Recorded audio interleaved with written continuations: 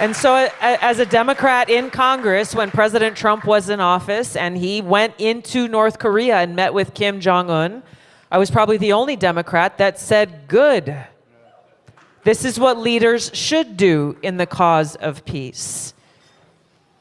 There's so many reforms that need to be done within the Department of Defense and the State Department, far many more than we have time for here today. But at its core, the State Department should be the leader of diplomacy and peace. And instead, what we have today in Secretary of State Tony Blinken is someone who is escalating war, who has canceled and gotten in the way of multiple attempts to bring about peace in Ukraine, and has now pushed us to the brink of World War III and nuclear war this week alone by advocating for longer-range missiles that Ukraine can use far and deep into the country of Russia, causing Putin to then make a declaration that they have no choice but to change their nuclear policy to the point where if they feel that they face an existential threat, whether it's nuclear or conventional, that they will have the authority now to be able to launch a nuclear weapon to address what they view as an existential threat.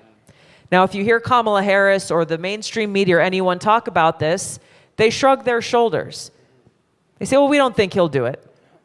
Or, you know, we have nuclear weapons we can respond with. We have tactical nuclear weapons and strategic, all of these things. But they talk about these things so glibly as though a nuclear war is nothing different than launching a different kind of missile.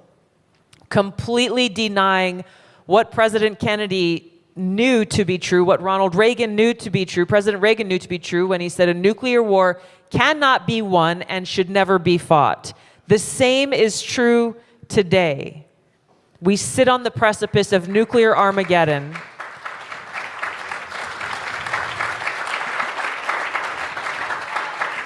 Which is the most important issue that we face, because our planet will be destroyed in a nuclear war.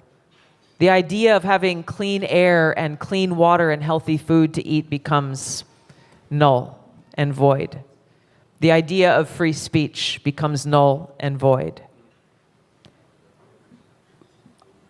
I'm doing everything I can to help elect President Trump in this race because he is our best hope to be able to walk us back from the brink. I have no doubt that he will meet, because he talks about it all the time.